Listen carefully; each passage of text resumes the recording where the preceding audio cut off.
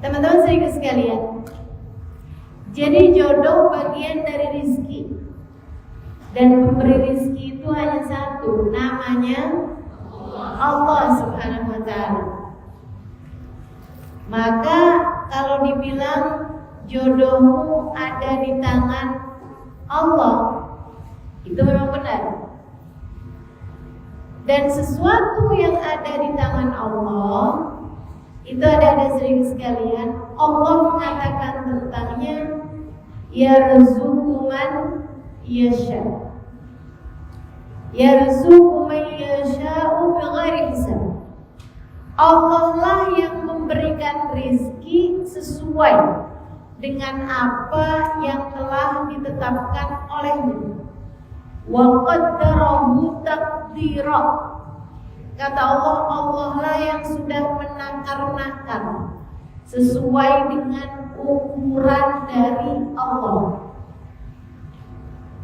Karenanya kita lihat urusan rezeki ini, rezeki yang berupa materi misalnya, berupa uang misalnya. Kita lihat ada orang pintar gitu, tapi rezekinya biasa-biasa aja. Ada orang nggak pintar, tapi rezekinya melimpah ruah. Pernah lihat begitu nggak deh? Kita lihat gitu, ada orang cantik, tapi rezekinya seret gitu. Banyak juga cantik yang rezekinya banyak juga banyak. Jadi urusan rezeki ini itu tidak tergantung kepada seperti apa rupamu, seperti apa kecerdasanmu. Semuanya memang bergantung kepada Sang Pemberi rizki, semau-maunya dia gitu. Sama halnya dengan urusan jodoh. Pernah lihat gak? Ada ceweknya cantik, cowoknya enggak cakep. Sering. Pernah lihat gak sebaliknya? Ceweknya enggak cantik, cowoknya cakep. Ada? Ada juga. Ada juga yang subhanallah, dalam ceweknya cantik, ceweknya kaya pula, cowoknya udahlah gak cakep, gak kaya pula. Pernah lihat ya begitu? Pernah. Orang mikirnya kenapa dia? Jangan-jangan dipelet. Ceweknya cantik, kaya, cowoknya udahlah gak cakep, gak kayak pula gitu, pelet lipstick di kayaknya. Apakah begitu? Enggak juga. Ya urusannya terserah Sang Pemberi rizki. Benar-benar tergantung dari dia, teman-teman saya sekalian. Jadi sebenarnya jodoh dicari atau dinanti nih? Ya kalau urusannya jodohmu ada di tangan Allah, ya kamu gak usah nyari. Kamu nyarinya bisa di mana? Orang jodohnya di tangan Allah kok. Kamu mau nyari jodoh di universitas, di fakultas. Nah jodohnya itu kan gak di fakultas, jodohnya adanya di tangan Allah. Kamu gak usah repot-repot nyarinya di fakultasmu deh. Saya harus keluar rumah nih. Saya kalau di rumah terus, saya gak ketemu sama cowok, akhirnya saya jadinya gak dilamar. Akhirnya saya gak deket-deket sama cowok, akhirnya gak ada yang lamar saya. Oh jadi kamu mau keluar kemana? Keluar ke jalanan? Emang jodohnya ada di jalanan? Enggak. Jodohnya adanya di mana? Di tangan Allah. Jadi kalau dibilang apakah jodoh itu dicari? Enggak. Karena tidak di tempat tersebut jodohmu hilang. Ini deh cerita anekdot kecil untuk menunjukkanmu betapa sangat bodohnya mencari sesuatu tidak di tempat hilang. Tahu Nasruddin Koja nggak? Nggak tahu ya. Jadi laki-laki sufi yang dianggap komedi, dia dianggap lucu gitu, dianggap kocak, semacam Abu Nawas ya. Abu Nawas kalau di Baghdad, di Mesir. Nah ini ada tokoh di Arab juga namanya Nasruddin Koja. Itu beliau seorang yang benar-benar lucu. Saya suka baca buku-buku komik tentang beliau tuh. Sewaktu saya sekolah di Tarim dulu, hiburannya baca komik-komiknya Nasruddin Koja.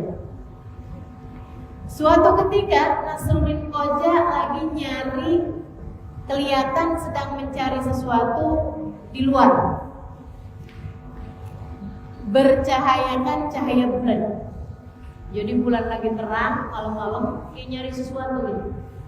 Ada tetangganya yang nyamperin, ikutan nyari juga, sambil nanya, Nasruddin,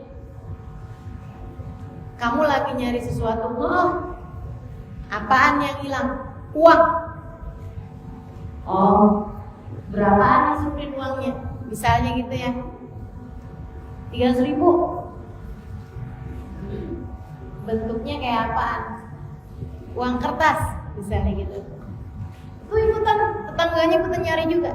Habis itu nanya, Nasruddin, hilangnya di mana? Di dalam rumah. Nah, terus ngapain kamu nyarinya di sini, Nasruddin? Ngapain kamu nyarinya di sini? Dan jawabannya Nasruddin, soalnya di dalam rumah gelap, di sini terang. Itu mau sampai subuh juga nggak bakalan ketemu deh. Nah, hilangnya di dalam rumah, nyarinya di luar. Betul lah? Adalah orang bodoh yang mencari sesuatu tidak pada tempat di mana dia berada. Kalau nyari sesuatu, nyarinya di tempatnya. Maka bicara tentang jodoh, kamu tidak bisa mencarinya sebab bukan di sana tempatnya. Kamu mau nyari di jalanan, jodohmu nggak di jalanan. Kamu mau nyari, saya mau nyari jodoh, kemana? Ke masjid. Dek, jodohmu bahkan nggak berada di masjid. Jadi saya nyarinya di mana? Nggak dicari, karena memang tidak berada di tempat manapun. Nah, terus jodohnya di mana? Jodohnya adanya di tangan Allah. Jadi kemanapun kamu nyari, kamu gak bakalan ketemu. Tapi banyak yang ketemu tuh Ustazah. Maksudnya gimana? Ketemu di universitas, kemudian kenalan, deket, pacaran, terus akhirnya mereka menikah. Kan kayaknya ketemu gitu. Enggak gitu ceritanya. Enggak gitu ceritanya. Pernah lihat gak orang pacarannya sama siapa, kawinnya sama siapa? Baper sama jodohnya orang, galau sama jodohnya orang, jagain hati, ternyata dia jodohnya orang. Ya ampun, itu sih kalau saya bilang salah satu derita yang nggak ada obatnya itu ya, nyesek. Adik-adik sering sekalian, nyesek tuh. Jadi jodoh itu jangan dicari, karena kemanapun kamu mencari, bukan di sana dia berada.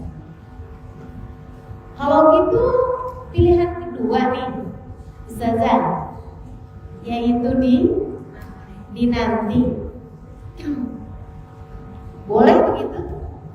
Atau saya kasih pilihan ketiga, walaupun gak ada dalam judul. Jodohmu dicari atau dinanti? Kalau saya bilang mendingan dimohonkan, didoakan. dimintakan kepada yang punya. Yang punya adalah Allah. Jadi gak apa-apa, jangan gengsi, jangan malu buat meminta urusan jodoh pada Allah Subhanahu wa Ta'ala, walaupun kamu merasa kamu belum pengen nikah sekalipun. Gak apa-apa, doa aja. Toh juga yang kamu minta kan bukan asal. Ada ya? Yang kamu minta juga bukan urusan jodoh yang asal jodoh. Ya Allah, kasih dong saya jodoh yang penting laki-laki. Nggak, kita ceritanya gitu.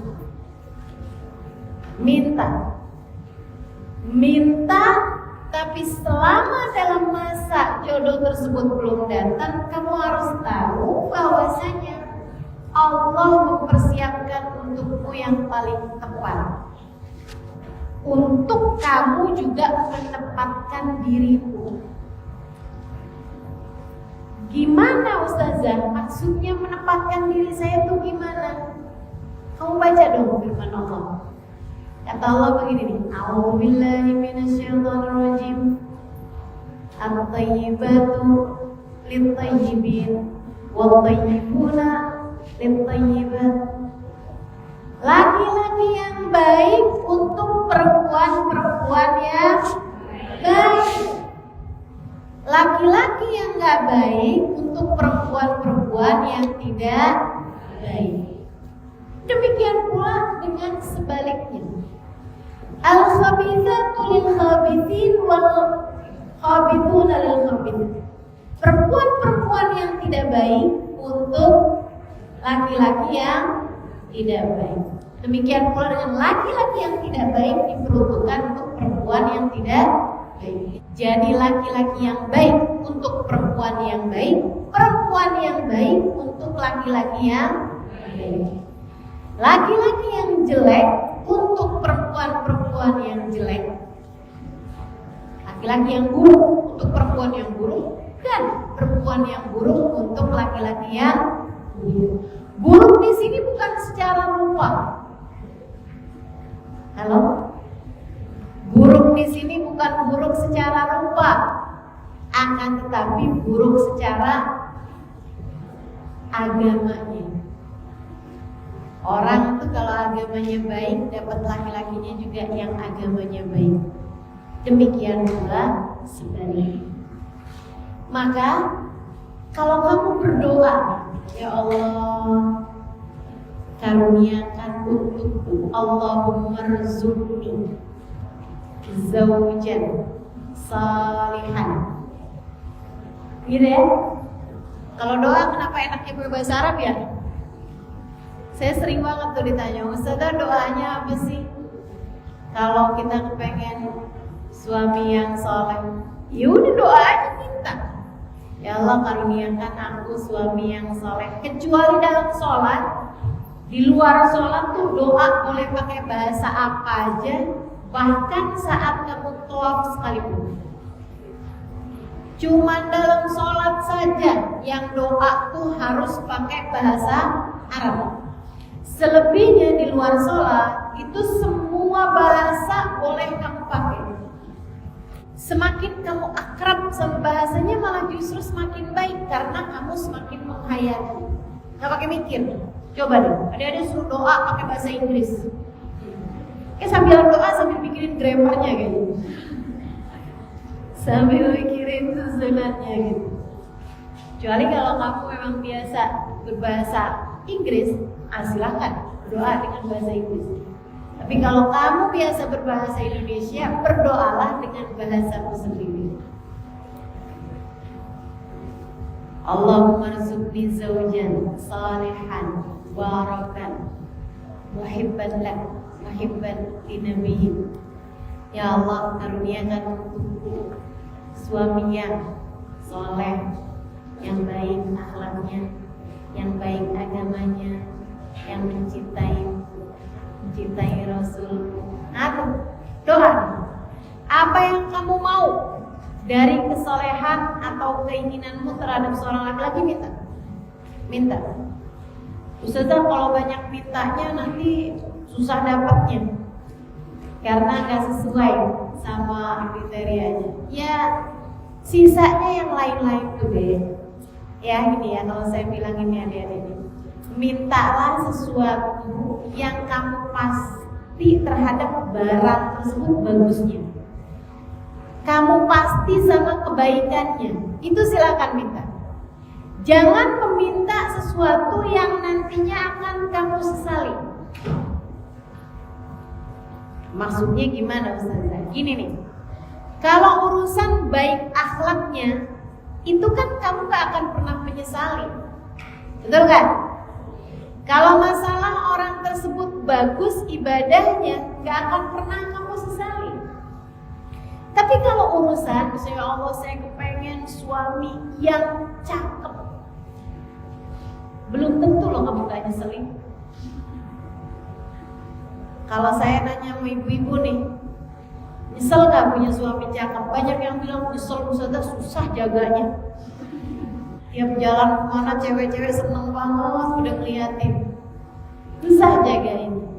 Ada jadi hal-hal yang seperti itu tuh belum tentu kebaikannya.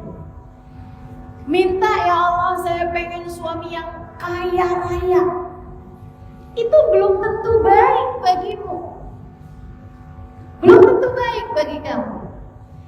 Biasanya orang kaya raya sibuk, betul gak? Jadinya malah akhirnya jadi gak punya banyak waktu bersama denganmu. Kan gitu? Halo? Belum tentu itu tidak kamu sesali nantinya. Belum tentu. Maka mintalah sesuatu yang pasti-pasti gak bakalan kamu sesali. Ini saya kasih tahu aja deh. Pernah satu waktu ada seorang ibu bilang begini sama saya, seorang istri, Ustazah suami saya jarang banget ada di rumah Ustazah, doain dong biar suami saya betah di rumah. Ya, iya deh Bu, saya doain biar suamimu betah di rumah. Fatihah, pulang dia. Berapa bulan kemudian dia datang lagi, Ustazah, ya Allah Ustazah, suami saya keluar dari kerjaannya di rumah, susah deh saya Ustazah. Hitungan bulan, sesuatu yang awalnya diminta kemudian menjadi sesuatu yang disesali belakangan. Nah itu kalau masih di dunia aja kayak begitu, apalagi di akhirat. Minta suami ya Allah yang kaya raya pokoknya, yang punya pulau, yang punya pesawat pribadi. Waduh, Dek, kadang-kadang di dunia aja udah kamu seseli loh yang begituan, apalagi di akhirat. Pas hisabnya panjang, kamu ikut-ikutan di hisab juga, waduh. Bahaya. Maka teman-teman saya sekalian, untuk urusan-urusan yang dunia, yang sifatnya duniawi, biarkan Allah memilihkannya untukmu yang terbaik. Kalau ada sesuatu kriteria yang kamu inginkan dari suamimu, saran saya, minta untuk sesuatu hal yang sudah pasti bagusnya. Ya Allah, aku ingin memiliki atau karuniakan kepadaku seorang suami yang soleh, yang baik hatinya, yang takwa kepadamu, yang bagus ibadahnya, kan begitu? Yang mencintai keluarganya. Sebab kalau nggak mencintai keluarganya kan pasti nggak bagusnya juga. Menelantarkan keluarganya, misalnya gitu kan? Yang dapat mendekatkanku kepadamu ya Allah, yang dapat beribadah bersama-sama. Kami dapat beribadah bersama-sama menuju minta hal-hal yang sudah pasti bagusnya, baik akhlaknya, gitu kan, baik orangnya, gitu, dermawan, tawadhu, gitu. Minta sama Allah SWT. Jadi kalau saya ditanya, jodoh dicari atau dinanti? Sepertinya saya lebih suka pilihan yang ketiga. Jodoh tidak bisa kamu cari. Tidak bisa kamu cari. Karena tidak di sana ia berada. Itu yang pasti. Apakah dinanti? Iya. Akan tetapi sembari menanti tersebut, kamu bisa melakukan yang satunya, yaitu minta. Mintanya kepada yang punya. Karena jodohmu berada di tangan Allah, maka mintalah hanya kepadanya. Saran saya, jangan pacaran. Kenapa? Membuatmu tidak bisa memiliki kriteria. Kalau kamu selama ini memiliki kriteria terhadap urusan jodoh, jangan pacaran. Kalau kamu pacaran, membuatmu gak bisa punya kriteria. Karena nih gini nih, orang tuh ya berpikir tentang pacaran untuk pengenalan. Padahal kalau sudah kenalan, kemudian kamu jatuh cinta, pacaran tuh kan jadinya jatuh cinta. Kamu mau pacaran sama orang yang kamu gak cinta, namanya bukan pacaran. Kan gitu ya? Konsep pacaran itu kan jatuh cinta, deh. Kalau sudah jatuh cinta, aib-aibnya kamu jadi nggak bisa rasa. Orang tuh kalau udah cinta, seperti yang adik-adik sering dengar, tai kucing. Itu siapa yang udah nyoba ya? Saya heran tuh tiap kali dengar ada istilah tai kucing rasa coklat.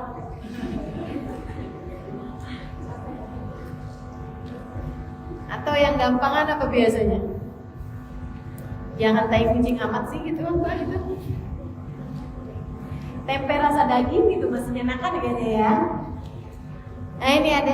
Jadi kalau orang jatuh cinta tuh gak terlalu kelihatan gitu sama aib-aib orang yang dicintai. Cinta membutakanmu. Apalagi ada pasti udah yang udah pernah tahu rasanya jatuh cinta, udah tahu dah apa yang saya sampaikan itu. Cinta itu buta. Betul apa enggak? Cinta menutup matamu dari aib-aib, hal-hal yang tidak menyenangkan yang ada dalam diri pasanganmu. Terus kalau udah jatuh cinta kayak begitu deh, akhirnya kamu jadi ingin selalu bersama sama dia. Jadinya doanya nggak lagi ya Allah karuniakan kepadaku jodoh yang soleh, akan tetapi kamu doanya udah ya Allah kawinkan aku sama dia. Betul nggak? Jodohkan aku dengannya ya Allah, sebab aku tak mampu hidup tanpanya. Udah rusak semua, kamu jadi nggak punya kriteria lagi. Makanya nih mumpung belum terlanjur, saya liatin nih mumpung belum terlanjur nih adik-adik nih. Yang hadir kan rata-rata belum pada nikah nih. Mumpung belum terlanjur, kalau kamu pengen bisa lebih memungkinkanmu untuk mendapatkan jodoh yang kamu harapkan sesuai dengan keinginanmu, sesuai dengan kriteriamu, maka jangan pacaran, ganti dengan berdoa, meminta kepada Allah Subhanahu wa Ta'ala.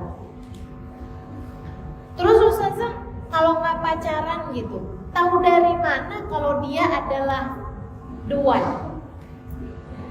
Tahu dari mana kalau dia adalah the only one? Adalah orang yang kita selama ini mintakan kepada Allah. Nah, kita nggak pacaran, kita nggak kenal sama dia. Oh, kamu salah.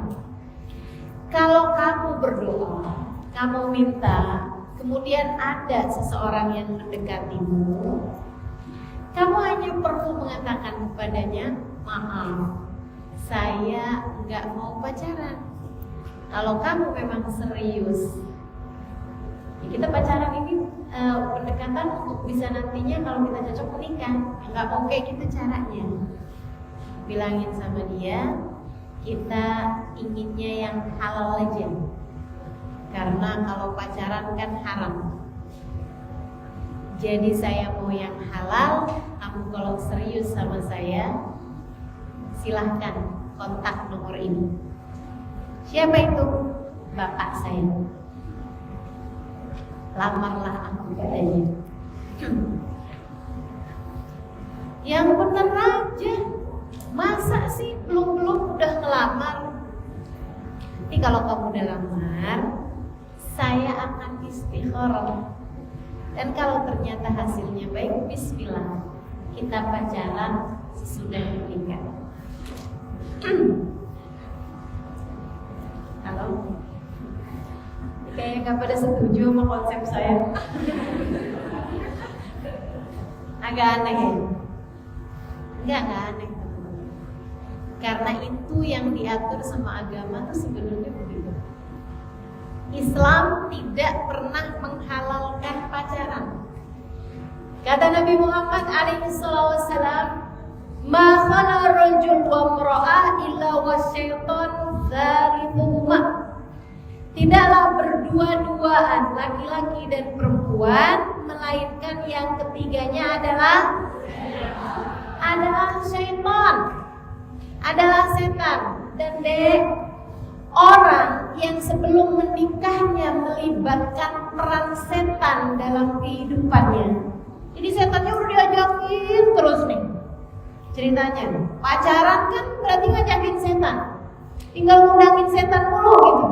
Kalau udah janjian, ntar pulang dari kampus kita kamu tunggu di itu ya, di pengkolan.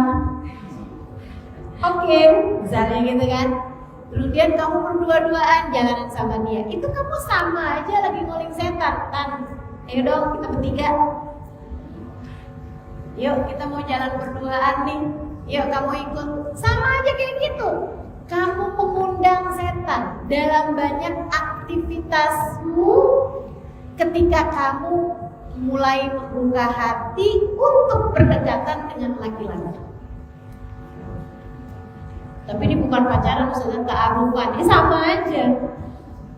Apa bedanya? Yang satu bahasa Indonesia, yang satu kesannya kayak bahasa Arab gitu. Kesannya kayak bahasa Arab gitu ya. Nah, sama-sama aja. Yang namanya orang berdua-duaan, yang ketiganya adalah setan kamu libatkan karena kamu pacaran. Emangnya setan bisa gitu kamu usir ketika kemudian kamu menikah? Setannya bilang enak aja. Selama ini kamu ngajak-ngajak saya, giliran sekarang kamu mau melepaskan saya begitu aja. Tidak begitu mudah. Nggak mudah untuk mengeluarkan setan dalam rumah tanggamu sesudah kamu menikah jika sebelumnya kamu pacaran. Untuk perjuangan dahsyat itu pun kalau kamu menikah. Kalau nggak menikah tambah lagi, apalagi ya Allah, ya Allah. Ini istilah anak-anak zaman sekarang. Jodoh itu ustazah nggak dicari, nggak dinanti, tapi dijebak. Maksudnya gimana nih jodoh dijebak? Ya dijebak. Nauzubillah, katanya ceweknya hamil duluan, mau nggak mau dia harus mempertanggungjawabkan. Ya Allah, innalillahi wa inna ilaihi raji'un. Nauzubillah min dzalik. Kita berlindung kepada Allah dari hal-hal yang seperti itu. Itu setannya udah benar-benar menang. Kalau sampai terjadi hal yang seperti itu, adik-adik, kamu silahkan liatin orang-orang yang mengawali rumah tangganya dengan hal-hal haram, dosa besar yang seperti itu. Siapa di antara mereka yang rumah tangganya dapat berlangsung hingga panjang, dapat berlangsung rumah tangganya dengan sakinah, mawaddah, warahmah? Ya Allah, susah setengah mati. Bahkan bisa dikatakan jarang banget. Kalau malah dari yang saya perhatikan, malah hampir gak ada gitu. Dari yang bermula dengan aku tak mampu hidup tanpamu, akan berakhir dengan aku tak sanggup hidup denganmu. Beneran ini? Yang awal-awalnya, semua perempuan gak ada yang menarik selain kamu. Semua perempuan mendorong. Yang menarik cewek ini aja gitu. Nanti berakhir dengan semua perempuan menarik kecuali kamu. Tungguin aja, hanya berlalu waktu deh. Paling lama 5 tahun, paling lama.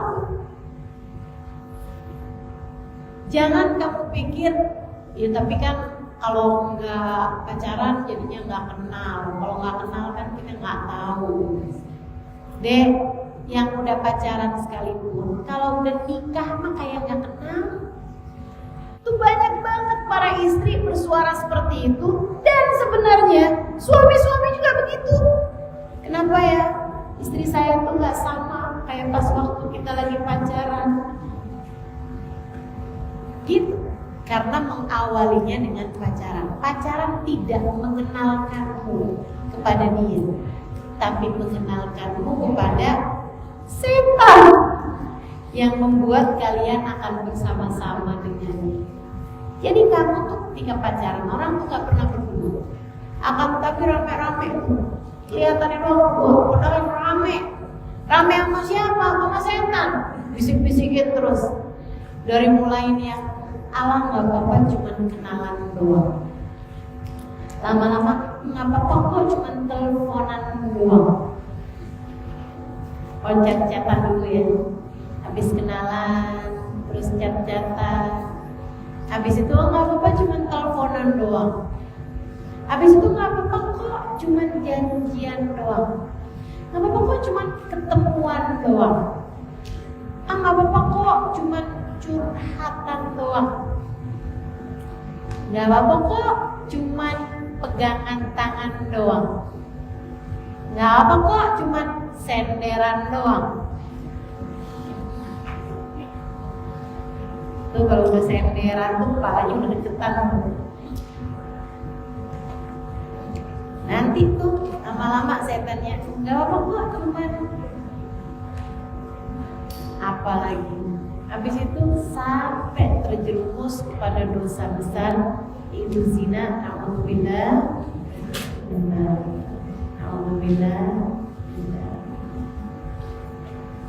Rumah tanggamu kamu harapkan sakinah, mawaddah, warahmah. Rumah tanggamu sakinah itu ketenangan, mawaddah itu rasa sayang. Kalau kamu dua-duanya kerjain itu, Allah akan kasih rahmah, kasih sayangnya Allah. Bagaimana mungkin rumah tanggamu menjadi tempat turun kasih sayang Allah jika kamu mengawalinya dengan sesuatu yang mendatangkan murkanya Allah? Ini penting, saya ulang. Bagaimana mungkin kamu berharap rumah tanggamu menjadi tempat turun hujan rahmatnya Allah jika sebelumnya kamu mengawali rumah tangganya dengan melakukan hal-hal yang membuat Allah Subhanahu wa Ta'ala murka? Bagaimana mungkin kamu berharap rumah tanggamu mengikuti jalannya Nabi Muhammad, mengikuti sunnahnya Nabi Muhammad jika kamu mengawali rumah tanggamu dengan mengikuti jalannya setan dan melibatkannya dalam segala urusan-urusan? Tidak berduaan laki-laki dan perempuan, melainkan yang ketiganya adalah setan. Tapi dia tuh ustazah sangat agamis sekali, sangat religius.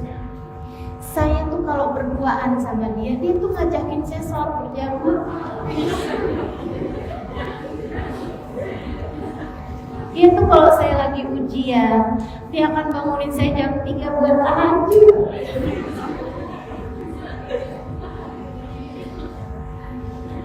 Ya ampun deh. Katanya para ulama, kalau adik-adik baca kitab I'lamul Talibin, nah di situ dibilang, sesudah bahas hadis Nabi Muhammad yang ini nih, ma khala rajulun ra'ila wa syaitan talituhuma walau kana Hasan al-Basri au kanat Rabi'ah al-Adawiyyah. Walaupun, jadi kalau berdua-duaan laki-laki dengan perempuan, maka yang ketiganya adalah setan. Walaupun laki-lakinya adalah Hasan al-Basri, walaupun perempuannya adalah Rabi'ah al-Adawiyah. Walaupun cowoknya Hasan al-Basri, ceweknya Rabi'ah al-Adawiyah, kalau berdua-duaan maka yang ketiganya adalah setan. Apalagi cuma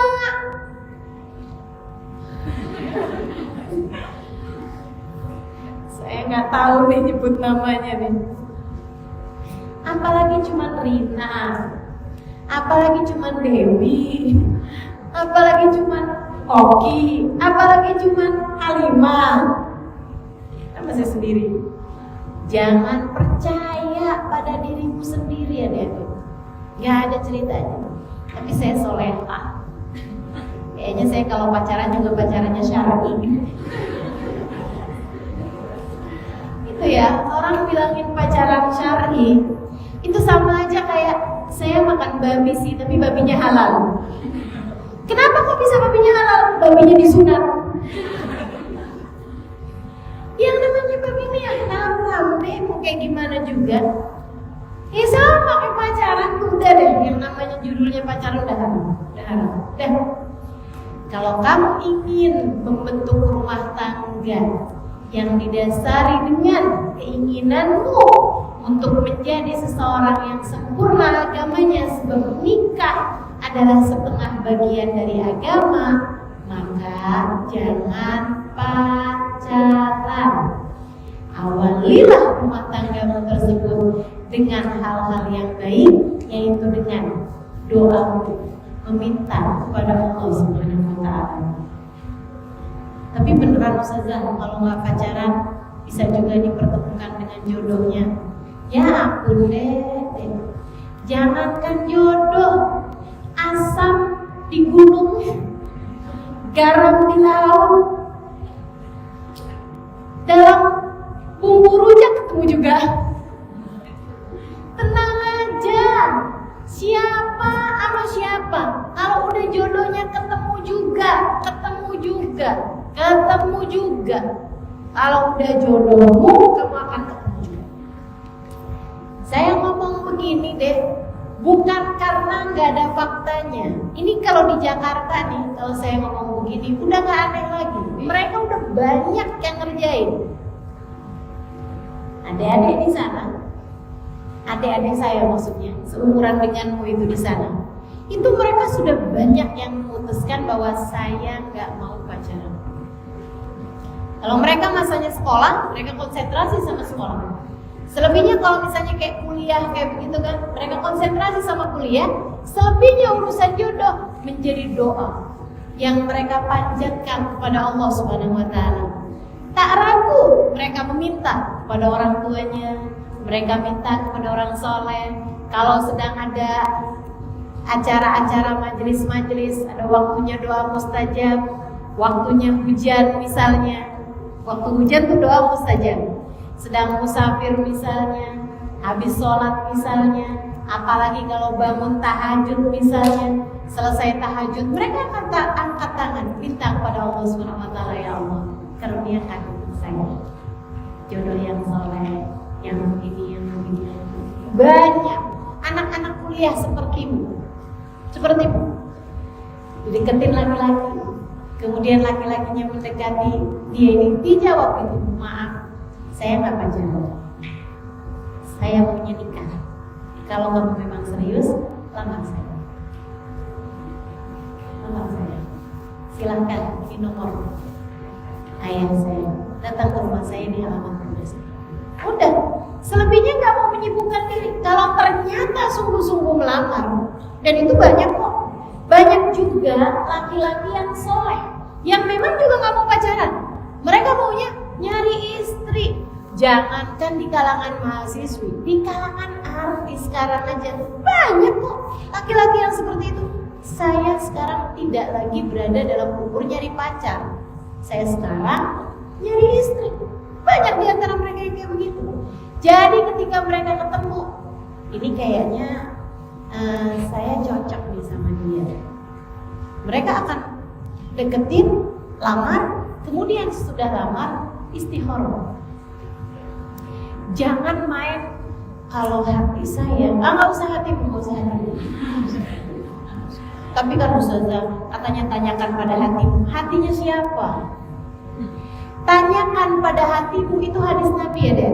Istafti qalbak, kata Nabi Muhammad SAW. Tanyakan kepada hatimu, kata Nabi. Kepada siapa? Kepada Umar bin Khattab. Kepada Umar bin Khattab Nabi benar bilang, tanyakan hatimu wahai Umar. Kalau kamu bingung-bingung, tanyakan hatimu wahai Umar. Sebab Sayyidina Umar, setannya udah gak ada, dek. Sayyidina Umar itu masalah kefajjan illa wasalah syaitan fajjan akhar. Tidaklah Umar menempuh satu jalan, melainkan setannya bakal kabur, gak mau ketemuan sama Sayyidina Umar, memilih jalan yang lain biar gak papasan sama dia.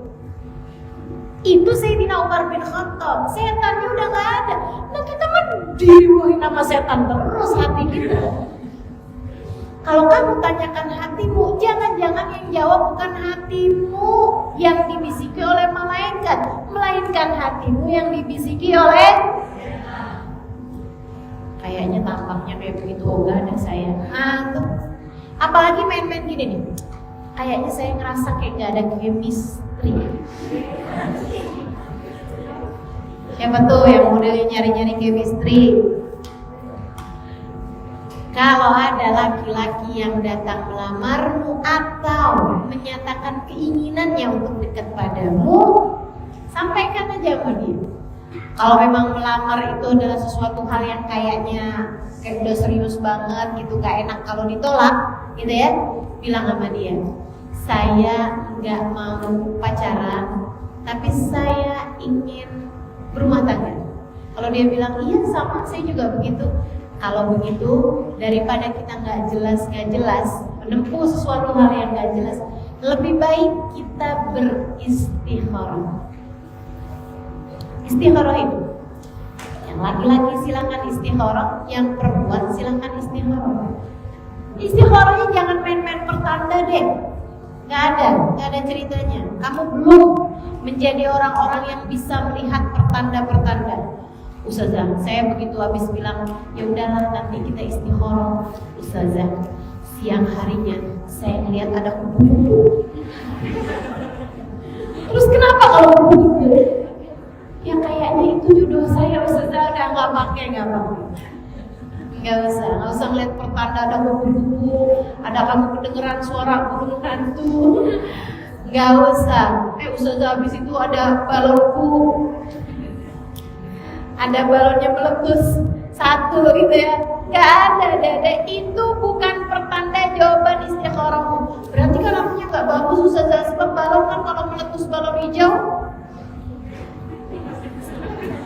hatiku jadi kacau. Berarti kan gak bagus sudah pertandanya. Gak usah main pertanda ya. Gak usah main pertanda. Sebab kamu tidak tahu, dia tidak tahu, orang tuamu tidak tahu, orang tuanya dia tidak tahu, tidak ada yang tahu. Yang tahu hanya Allah. Maka bertanyalah kepada yang Maha Tahu.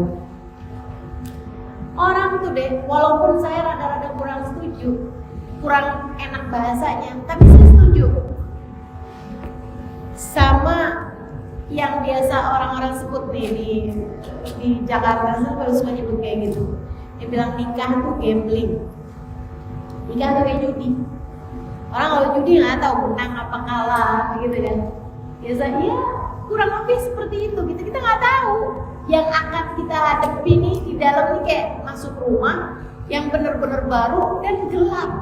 Kamu nggak tahu, dia juga nggak tahu.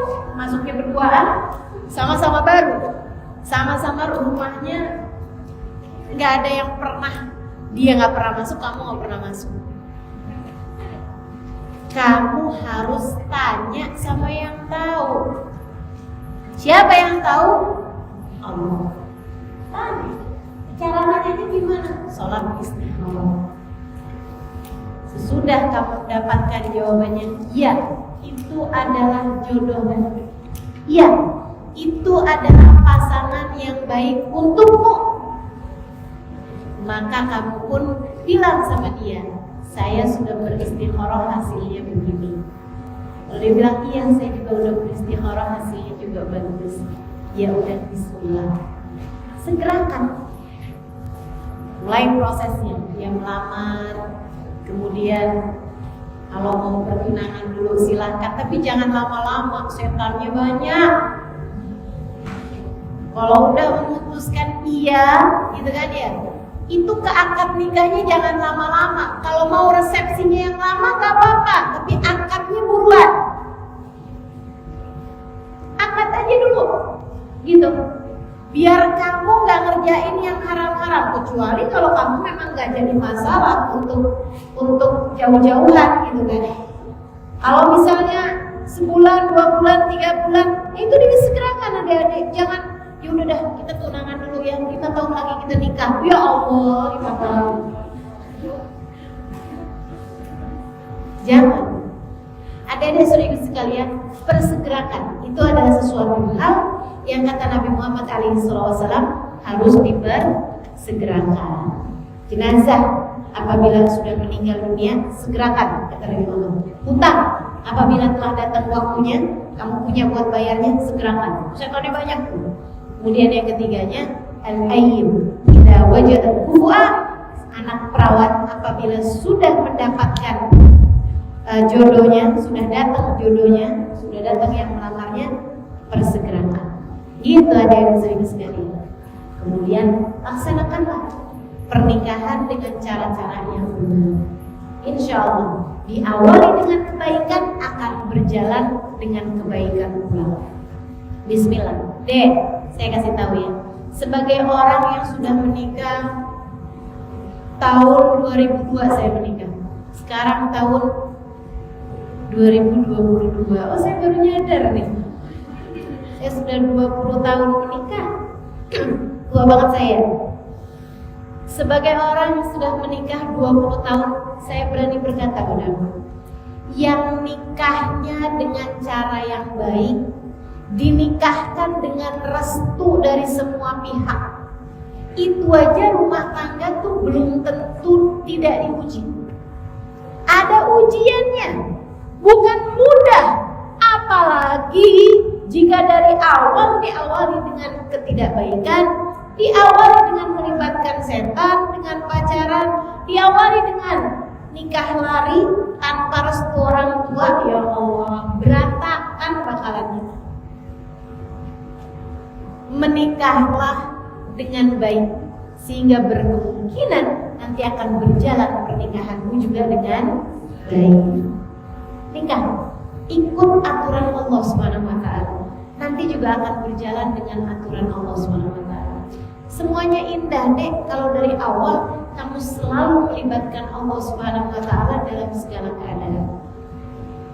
Jadi, kalau saya ditanya jodoh dinanti atau dicari, dinanti, tapi selama masa penantian tersebut sibukkan diri dengan berdoa, ya. Kemudian lagi sibukkan diri untuk memantaskan diri untuk menjadi istri yang solehah bagi laki-laki yang soleh. Solehahkan diri. Sudah cukup jelas? Kalau begitu saya mau berbagi pengalaman. Dek, saya ketemu melihat muka suami saya sesudah akad nikah. Ketika dia memberikan mahar kepada saya, baru saat itu saya lihat muka suami saya dan saya bersyukur, alhamdulillah, seenggaknya lengkap mukanya.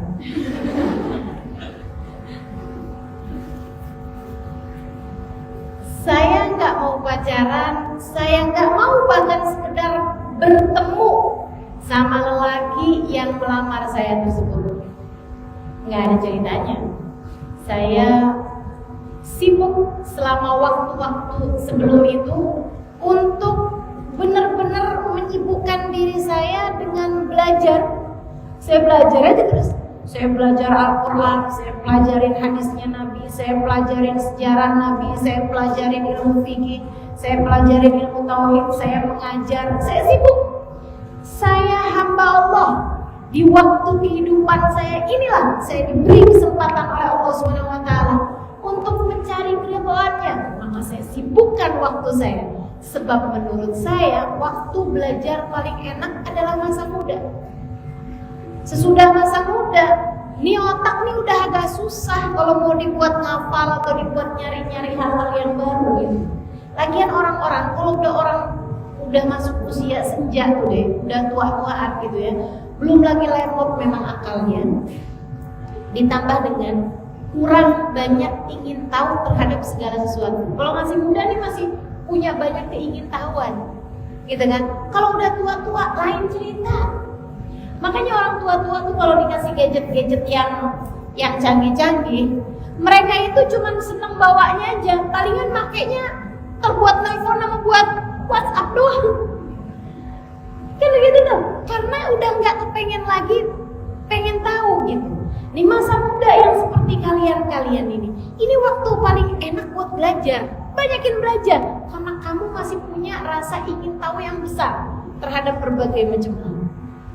Kamu gak kepengen tahu arti dari bacaan-bacaan sholat yang selama ini kamu baca? Kamu kan gak kepengen tahu kisah kehidupannya Nabi Muhammad sewaktu hidupnya kayak gimana? Kamu gak pengen tahu cerita-cerita kehidupan para sahabat di zaman Nabi itu kayak apa? Yang perempuan-perempuannya kayak apa? Gak pengen tahu sejarahnya perempuan pimpinan ahli surga Sayyidah Fatimah Zahra? Gak kepengen tahu ceritanya Sayyidah Khadijatul Kubro kayak gimana? Gak kepengen tahu hukum-hukum dalam Islam seperti apa? Saya dulu sangat ingin tahu. Dan ketika saya dengan lahap, dengan tamak mempelajari itu semuanya, saya gak kepikir urusan dengan calon suami. Sampai abang saya telepon begini, nah, kalau perempuan pinter tuh suka susah loh dapat suaminya. Banyak laki-laki yang takut kalau mau kawin sama perempuan yang pintar. Jadi kamu gak usah pintar-pintar amat. Nanti gak banyak calon laki-laki yang mau sama kamu. Saya bilang sama abang saya juga gak mau kawin sama seorang laki-laki yang takut buat kawin sama perempuan pintar. Ada apa? Seharusnya dia gak takut. Karena pandai dalam urusan agama menjadikan seorang perempuan tahu nilai suami di mata Allah. Seharusnya nggak pernah tahu. Kan begitu ya? Jadi teman-teman sekalian, saya sibuk. Saya pulang tuh buat liburan aja. Karena saya udah 3,5 tahun tinggal di sana, nggak pernah pulang. Jadi akhirnya saya pulang sebentar, mau balik lagi gitu nantinya.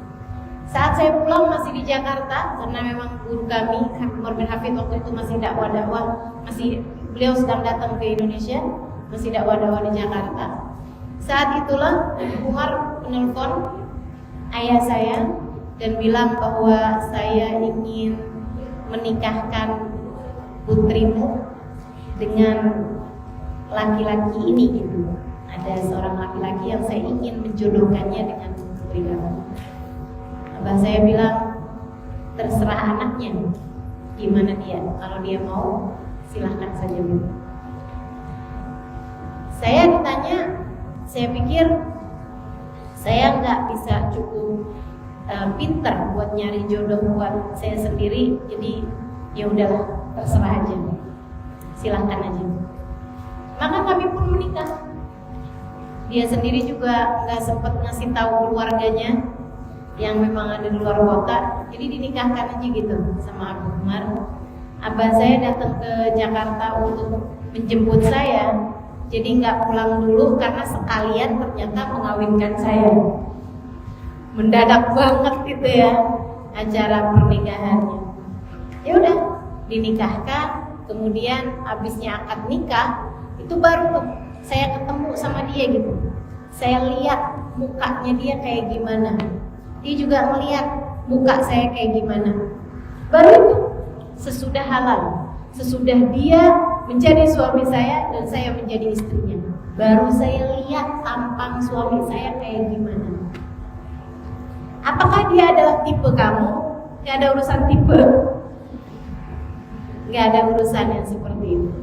Berjalan dengan aturan Allah SWT, saya lebih bisa mengangkat tangan ketika segala sesuatu terjadi. Ya Allah, jadikan saya sebagai istri yang baik bagi suami saya.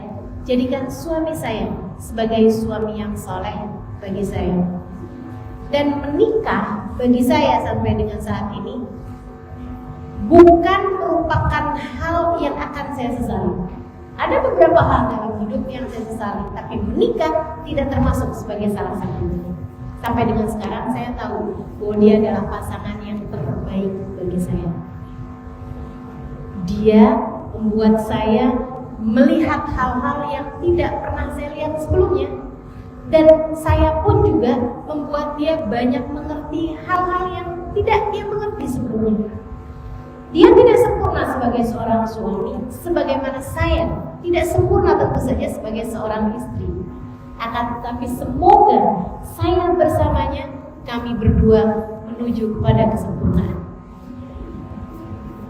Jadi adik-adik saudariku sekalian, kalau kalian tanya kepada saya karena kalian galau tentang urusan jodoh, ikutilah apa yang Allah SWT inginkan untuk kalian kerjakan. Selama masa ini, sibukkan dirimu untuk menuntut ilmu, untuk belajar, untuk nyari tahu, untuk ibadah pada Allah SWT. Gak usah terlampau galau urusan jodoh deh. Sembari itu, sambil menunggu jodohmu itu yang insya Allah akan datang pada waktu yang paling tepat, pada keadaan hatimu yang paling tepat, kamu solehahkan dirimu. Kamu berdoa meminta kepada Allah SWT. Kalau ada tanya mas Ustaz, waktu itu doanya apa? Subhanallah, ini ada sesuatu hal yang menarik. Saya dulu itu kalau minta jodoh selalu doanya gini, ya Allah, karuniakan saya suami yang dicintai olehmu, yang kau cintai. Karuniakan kepada saya suami, ya Allah, yang engkau cintai, yang dicintai sama Nabi Muhammad dan dicintai sama orang-orang soleh, dicintai sama para wali, dicintai sama orang-orang soleh. Itu doa saya. Ketika beberapa tahun saya menikah sama dia gitu, saya pernah bilang hal ini sama dia. Saya bilang, saya tuh dulu kalau urusan jodoh tuh saya doanya kayak gitu, saya bilang sama dia. Terus dia bilang kayak begini, saya dulu kalau doa, saya minta kepada Allah, ya Allah, karuniakan kepada saya, kasih kepada saya istri yang mencintaimu dan mencintai Nabi Muhammad. Jadi saya mintanya suami yang dicintai Allah, dicintai Rasulullah. Dia mintanya istri yang mencintai Allah, mencintai Rasulullah. Ada sambungannya ternyata. Itu kan, garam di laut, asam di gunung. Ketemu juga tuh di bumbu rujak. Jadi gak usah khawatir deh, ketemu. Kalau udah jodohnya ketemu bakalannya. Jadi kamu hanya terus meminta dengan kriteria yang seperti itu gitu. Saya nggak lagi ngajarin kamu punya kriteria kayak begitu ya. Nah itu selera kamu deh. Tapi yang pasti soleh atau baik orang tersebut itu harus jadi satu kriteria yang jangan main-main kamu di sana. Jangan sampai kamu gini loh. Umur 20-an kamu udah, ya Allah, suami yang cakep, yang kaya, yang soleh, yang baik hati. Umur 25 belum datang juga. Ya Allah, nggak kaya nggak apa-apa, nggak cakep nggak apa-apa, yang penting soleh dan baik hati, bagus agamanya. Umur 30 belum datang juga. Ya Allah, nggak soleh nggak apa-apa. Itu jangan sampai terjadi. Jangan turun kelas, tetaplah berada di kelas yang itu. Yang soleh itu jangan sampai turun, tetap harus soleh. Kalau untuk urusan cakep kah, kaya kah itu jadi prioritasmu atau tidak? Saya sih tidak. Saya mau bilangin sama kamu, kamu boleh aja minta kayak begitu, tapi sekali lagi bisa jadi sesuatu yang kamu mintai sekarang menjadi sesuatu yang kamu sesali kemudian, gitu ya. Akan tetapi kalau urusan soleh, baik hati, bagus agamanya gitu, itu sesuatu hal yang tidak akan pernah terbantahkan. Kamu pasti akan tidak pernah kecewa gitu meminta doa yang seperti itu, minta pada Allah SWT doa yang seperti itu. Jadi nggak apa-apa. Adik-adik saudara sekalian, selebihnya pernikahan itu atau jodoh itu, nikah gitu ya, bukan merupakan akhir kehidupan. Jangan kebanyakan nonton film Cinderella lah, apalagi tuh putri tidur lah, yang kayaknya tuh diakhiri dengan menikah kemudian berbahagia selamanya. Itu tidak pernah terjadi deh. Menikah lalu bahagia selamanya tidak pernah terjadi. Itu sebabnya kenapa Cinderella nggak ada bagian kedua, nggak ada serinya, gitu ya. Sebab kalau ada serinya, abis nikah tuh kemudian berantem, gitu kan, meributkan hal-hal yang remeh-remeh. Kemudian lagi ini itu ada banyak aja deh akhirnya. Jadi sebab-sebab pertengkaran dalam rumah tangga gitu. Nah nih, katanya saya mau bilang sama adik-adik saudara sekalian, gak usah galau-galau urusan jodoh deh. Kamu hanya perlu memantaskan diri untuk suami yang soleh. Selebihnya di masa-masa kamu menunggu datangnya laki-laki yang soleh pada waktu yang tepat tersebut, sibukkan dirimu bukan mendekati laki-laki, tapi mendekati pemiliknya, mendekati Tuhannya. Minta kepada Allah Subhanahu wa Ta'ala agar kamu menjadi seorang perempuan yang solehah sebagai hambanya. Sebab kamu jomblo, kamu menikah, gitu ya, Tuhan kamu Allah juga. Kamu jomblo, kamu kemudian menikah, kamu tetap hambanya Allah juga. Kamu jomblo sampai kemudian kamu menikah, tetap Nabi Muhammad juga pimpinan dalam kehidupan kamu. Tetap idolamu, panutanmu, Sayyidah Fatimah, Sayyidah Khadijah. Deketilah perempuan-perempuan solehah agar kamu bisa menjadi salah seorang di antara mereka. Sekurangnya menjadi perempuan-perempuan yang akan berada di belakang mereka di hari akhirat nanti. Kamu hanya memiliki hidup yang sekarang untuk kamu jalani sebagai bekal menuju kehidupan sejatimu, yaitu akhiratmu kelak. Jadikanlah masa kehidupanmu di dunia ini sebagai bekalmu menuju kehidupanmu di hari akhirat nanti. Sibukkan dirimu dengan Allah yang tidak akan pernah meninggalkanmu sampai kapanpun. Sibukkan dirimu dengan ilmu Allah yang akan selalu menjadi penerang bagimu, cahaya bagimu di dunia hingga kelak di hari akhirat nanti. Sibukkan dirimu untuk berbekal sehingga kelak di hari akhirat nanti kamu akan menjadi seseorang yang memiliki banyak bekal menuju surga Allah Subhanahu wa Ta'ala. Semoga Allah Subhanahu wa Ta'ala menjadikan adik-adik sekalian sebagai perempuan-perempuan solehah, yang solehah sebagai single, untuk kemudian nanti solehah sebagai istri, untuk kemudian nanti semoga solehah menjadi ibu. Wassallallahu ala sayyidina Muhammadin wa ala alihi wa sahbihi wa sallam. Dawahum fiha subhanakallahumma wa tahiyyatuhum fiha salam. Akhiru da'wana anil hamdulillahi rabbil alamin. Wa ila hadratin nabi al-fatihah.